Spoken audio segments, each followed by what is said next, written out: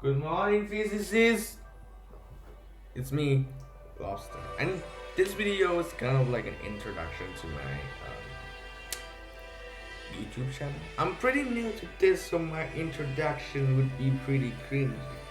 But the thing is, I am the creator and the founder of Physics Live blog post, so make sure that you follow the post and make sure that you check out all the posts because all the posts are gonna be very interesting. Now, what I will be posting on YouTube and on the blog is gonna be based on what I'll be learning with my friends in class and also my personal interests. So you'll be learning about things that you will learn in class probably, and you will be learning something that I like. So, and I'm gonna make it fun and make sure that physics doesn't sound as boring as it is. I'm gonna try my best. So today we're gonna talk about something called the Suvat equation, and I've talked about the Suvat equation back in my blog post, but in that post I just really talked about how I will use it or how is it used, but I never really show you how it's used and what mistakes do people make. So let's hop into my screen and I'll show you how I will do it. So we jump to this right here. If you remember my very first video on actually teaching physics, I was doing it on a rather art website or something, but right now I have my iPad and I'm gonna switch to this since it's way easier to write on screen. So again, we're looking at Suvat, and we have talked about Suvat already in our blog post. So we should have a little bit of basics, but nevertheless, let's go through the equation. We have my favorite v equals to u plus at, and then v squared equals to u squared plus 2as.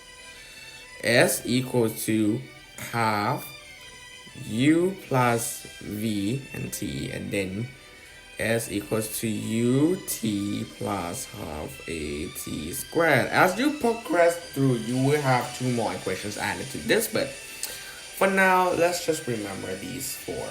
Now, the variables, for those of you who have looked into some physics textbooks like I have, you would know that v right here is the final velocity. So v right here is the final velocity.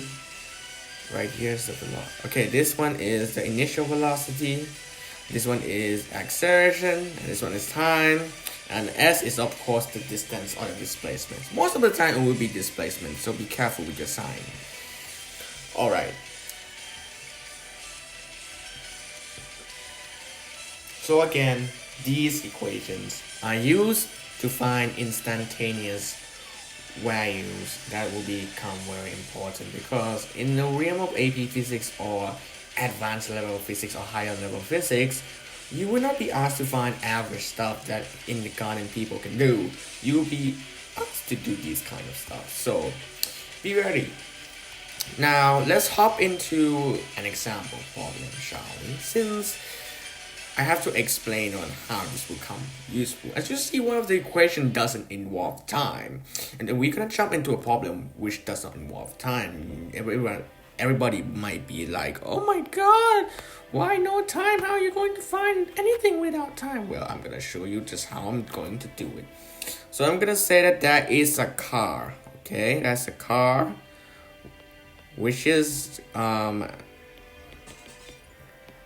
accelerating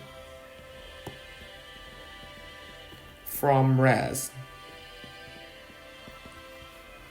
to 30 meter per second square. Oh, no. To 30 meter per second. I'm sorry. That's the velocity. That's the speed, right? From rest to 30 meter per second. During the distance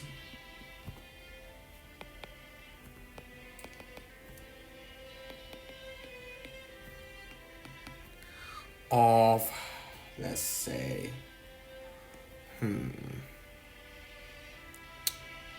let's say 9 meters. Okay. All right.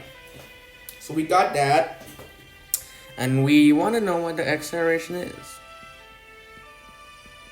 What is the actual change in speed, right? So, of course, when you see these problems, the first thing I do is draw a diagram. But for you who don't like to draw, you can just skip this step and go to the one that you like, I guess. You can also do that. So this is gonna be my car, right? It's gonna be my wheels. And it's gonna go from rest to 30 meter per second. So it start at rest. This is like rest, it's not from rest. Okay. Now that we got that, let's see what we can use. Okay, so we know. So before we jump into the equation, guys, we need to write the Suvat down. And what I mean by this is SUVAT. Write it down every single time you do a problem. Most of my friends who did the test like this fail. Not because of their knowledge in physics, not because the questions are too hard. It's just because they're not careful. And the best way to be careful about these easy problems is to just write the variables down and mark down what you know and what you don't know. This might seem very, basic and something that, oh my god, I know already, I'm a pro at physics. But just do it anyway. I do it every time, and I ace the first test of the physics. So this one is 9 meters. Okay, we know that the distance is 9 meters. Let's write that down. It accelerates from rest, so let's write this as a 0. It then goes to the 30 meter per second square. I keep messing that up. It's 30 meter per second. Okay, and we don't know acceleration and we don't know time. Okay, we don't know two variables. So that's only one equation that we can use, and that's v squared equals to u squared plus 2as. And the beauty of this equation when it's accelerating from rest is that okay, let's write the equation down first. The beauty of this equation is that you can just write 30 squared right here. But right here, you will know that it's just 0 plus 2s. So whenever it's accelerating from rest and only from rest, this can be written as v squared equals to 2as. But only if it accelerates from rest, okay? This is just for tricks for some, for pro gamers to use. Okay, so let's substitute the s. I forgot to do that. That's gonna be 9. Okay. And we gonna square this, which is gonna be 900 equals to 18a, and this is gonna be decimal, which is fine. I just came up with a number. Okay, so we divide everything by 18, and most of the time you should use calculator and round it to the nearest point. But for me, I always round it to the 2 decimal points, but whatever. This gives us a full value of 15 meters per second squared. Okay, that's the answer for the first question. See? Easy, but also easy to fail if you don't list down what the variables are. So let's do that. Okay, let's jump to a little bit harder question. Okay, so this one is, I'm gonna say that, okay, I was walking, okay, so this is gonna be me. This stick man is gonna be me. Since it's COVID-19, I can't really go out walking and, people would be disgusted with me. So I'm just gonna walk virtually then. So I'm just gonna walk from my home. No, walk from my home to my friend's home. Yeah, so this is gonna be my friend's home. Not that I have one, but this is just virtual. Okay, so that's my friend's home. And I walk at a speed of, 10 meters per second because I'm a slow walker. And then the rain start coming down like that, and then I start running, accelerating. I accelerate at a rate of,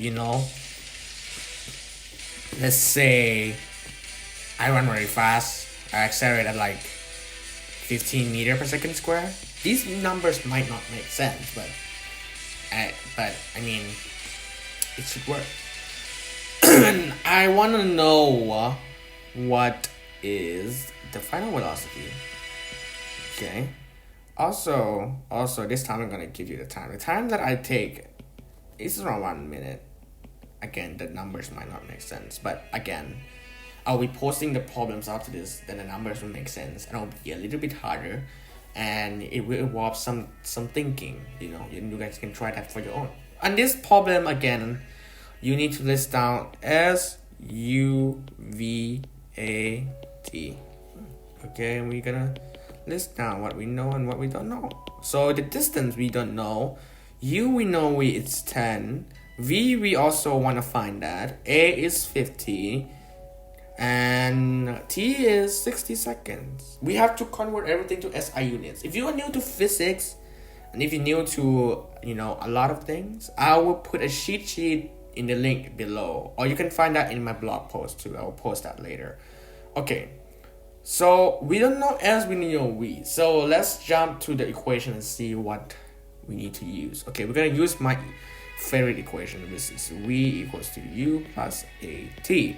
V we don't know, 10 plus 60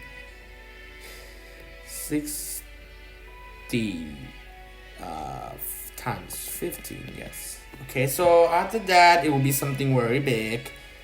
60 times 15 plus 10. Yeah, it will be something super big. Did not want it to become that big, but I accelerate very fast and got to 910 meter per second. I am running very fast because of the rain after all, and I might slip and die on the way, but nevertheless I accelerate to velocity of 910.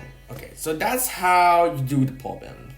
Alright, you gotta really list out the variables, and this is just a demonstration on how you use Suvat equations in addition to the introduction to the Suvat equation I made in the blog post, the previous blog post. So, okay, I'm gonna be posting a problem and a solution to the problem on the next video. I'm gonna show you how to do the problems I will be posting today. So make sure to follow this, please. You guys need to go to the website physicsislive123.blogspot.com. Please go to this website to look into this more detail. This video is just a visualize of how I would do this problems, and I'll be posting the harder problems for you guys. And if you have any question or anything, you can always ask me in the comments, or if you feel like this video is too confusing, or if this video is too easy, or am I doing anything wrong, please put it in the comments, please.